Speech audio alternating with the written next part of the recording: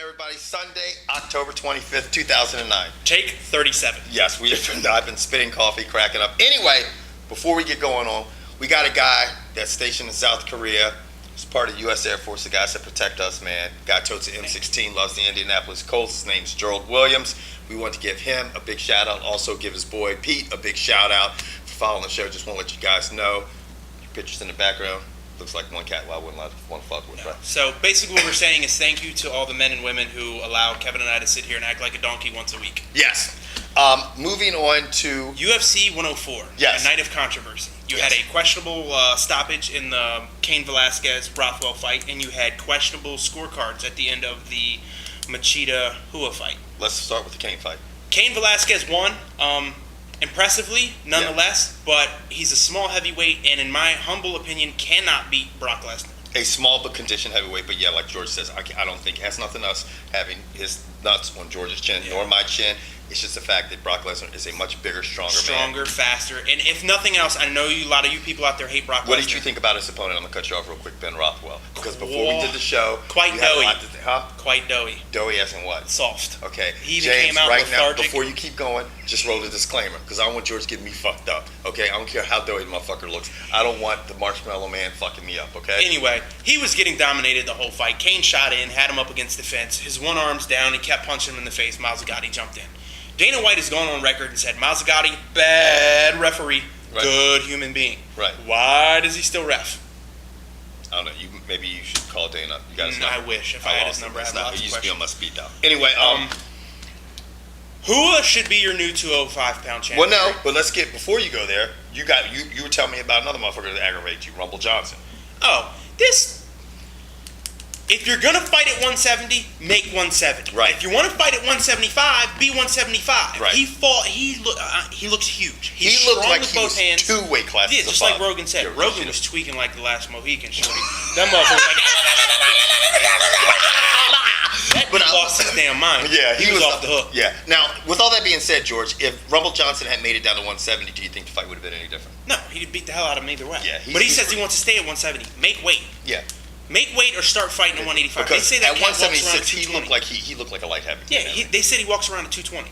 Yeah, he's a big bro. Anyway, questionable judging. You get that. It's from boxing. We're skipping straight to the Machida fight. Machida lost that fight, period, hands down. Without a doubt. If you're a Machida fan... Pator 86, we're sorry. I really wanted to see, because he's a diehard Machida fan. You know, I like Machida. I got a lot of respect for Machida, but even Machida fans were coming out and said... Right, he lost that fight. Yeah, he lost that fight.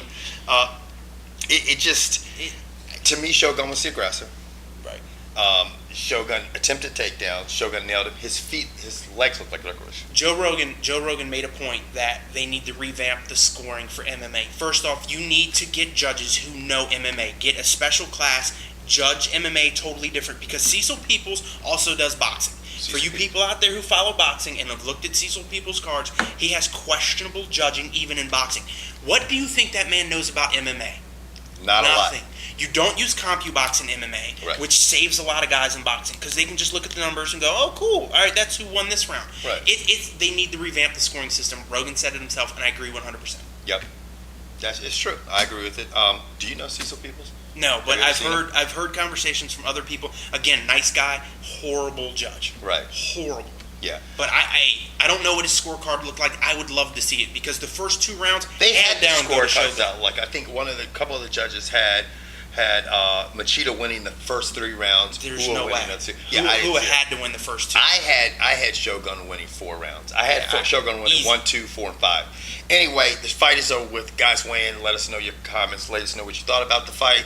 On to college football. Yes, biggest news in college football. Sam Bradford has decided that he's not going to play football anymore this year. He's going to get his shoulder operated on. That's not the big news. What's the big news? The big news is that he's going to enter the NFL draft. Now, I'm going to tell you what right now. Because what? He's retarded. That's not politically correct. I don't care. He's mentally Is there a challenged. disclaimer for that? I just find I think his draft value is going to... Unless you show up at the combine and they're like this, throwing footballs with both hands and running the 40 and 2.8. That's Kevin's impression of Godzilla, that part. Oh. I just think it's going to plummet. It's going to be shaky, dude. He hasn't proven himself this whole year. He's basically been out of football for a year. You look at someone like Mark Chancellor comes out of a quarterback factory, USC, and he basically came out right after playing football, and he's struggling. I mean, he looks good, but he's struggling. Bradford can only hope to be that good. Right. And he won't go as high as Sanchez, in my opinion. Now, in other big college news, Alabama got saved by Mount Cody, who is quite possibly the largest man in college football. Gets his big paw up there, blocks a Tennessee field goal to preserve a win of 12-10. Mount Cody. Now, I, for one, have sat up here and blasted Boise State. But you know what? Between Boise State and TCU, they're going to kick in your BCS door and ruin the party for the one-loss teams. A team like USC, who you're high on, and you're looking to do good things, not that high. I mean, let's see. TCU and Boise State are going to make it difficult. Right. And then the winner of the Big East. If Cincinnati remains undefeated and wins the Big East, they're gonna bump a team like USC out. If Cincinnati runs the table, I think at some point in time they're going to leapfrog because they have tougher opponents. USC right now has beat a lot of ranked opponents. They had the one loss to Washington, which just was unbelievable. But USC still has to face Oregon, who's ranked 11th in the country. If they beat them, and so USC is going to. I mean, the pollsters love USC. They're going to leapfrog. It's all going to come down to that stupid mathematical equation that is the BCS. Yeah. That's going to be the end-all, be-all. And I want to see what it's going to do with an undefeated TCU, an undefeated Boise State, and a one-loss SEC Pac-10 champ USC. Boise State has a better chance. Who does SMU have that's tough on their schedule? SMU? You mean TCU? I mean TCU. No TCU, one. The same teams that Boise State plays. Who does HIV have on their schedule? What about AIDS? What about RPG? Why is everything that have letters seems deadly? I think Magic Johnson lost to one of those. If it has letters, it's deadly. But anyway, that's our college football news. That's the hot, debatable topics. Right. Because do you really want to hear us say the scores? No. No. What about Alabama, though? I said we talked about them first. Yeah. See, this is Kevin on coffee. Kevin's running in like 8th gear. I'm back on 3rd gear. We've already talked about Alabama. If you hit the rewind button, Kevin. What about Miami? What about them? They lost. Huh? They lost. Sorry, bitch. What happened? What happened? Speed kills. Didn't kill this time. Shut the fuck up. Let's talk about the NFL. All right. NFL. My fantasy team. Why isn't Drew Brees playing well? What am I going to do?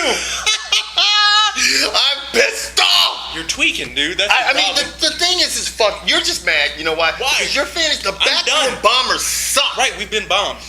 You're done. Dude, I'm the Taliban. Season's and over. everyone else is US. The Taliban. That's what you should name your shit. Taliban. The Taliban. B-O-M-B. My team stinks. Anybody want Reggie Wayne? I'll take him. I need receivers, especially after this week, because you know what? My receivers got anything. Yeah, I need to run that. And for you people who don't want to hear us talk about fantasy, turn this shit. Fuck off. Anyway. Saints came back to win a game that, and the first half, Drew Brees scored 6 fantasy points. In the second half, he scored 6,000. But you know what? It still wasn't enough for me to win. But anyway, the important thing is that the Saints are nasty, man. Yes. Because I tell you what, they had to deal with that they had to stand and weather the Wildcat offense. They did it. They were behind at halftime. Drew Brees came back and won the fucking game because I thought it was over with, But that guy's got some poise, man. They look nasty. Colts look nasty. Put up 42 on St. Louis. St. Louis is still, winless, but still, Peyton Manning is a monster. Another quarterback that looked good, another team that looked good this week were the Chargers. Yes. I mean, they obviously didn't have a formidable opponent in the Chiefs. No. But 37-7. This is going to bother me and pain me to say this, but the Steelers are nasty. That defense the Steelers has, get after people. I mean, Brett Favre was rattled from opening bell to end bell. You know what? I'm gonna go. Brett Favre put some passes out there that were on the money, but I tell you what, man, his receivers were not catching balls and tipping them and shit like this. And let me tell you what, they have abandoned the running game early. Yeah. Brett Favre threw the ball 51 times. That defense, the Steelers fans, that defense won the game for you because Brett Favre was ready to go in and score and light your asses Peterson only carried the ball 18 times for 69 yards. But Steelers are back. Patriots. I tell you what, the whole FC is back. Yeah. Because Patriots look good. Michael Crabtree started today. Michael Crabtree started and didn't do shit. Got 5 catches. One thing about this, have 5 catches? That's good. Trust me, somebody in our league will pick him up. I already got him. What's up, shorty? Said, why you gonna leave me hanging, man? That's fucked up, man. You mad because I got him? Because you won at 5 and you don't have him? Come on, man. Give me some shit. That's right, man. Shit, I got that motherfucker. I snatched him up real I quick. I got him. Anyway, going back to Tom Brady real quick, and I know we're on a time frame here, but It's not my fault. it's YouTube's fault. You guys are fucked up, man. Make us partners already. Anyway, Brady looked kind of unstable at the beginning of the season. We're 4 or 5 games in. A lot of analysts have said once he got used to that knee, got familiar being back in the pocket again, got used to the speed of a game, game speed, which is one thing that you're just all about, that things would change. And it's been obvious because the last 2 games he's been on fire. This is me eating crow because the Bengals came out and beat the dog piss out of the Bears. I did not see this coming. They hung 45 points on the Bears. The Bears defense is cooked. Eating crow. Yeah, I talk shit all the time, and this time it became backfire. Now, on to the game for tomorrow night. Eagles are going to beat the Redskins. And on that note, I'm not going to disagree with George, but we're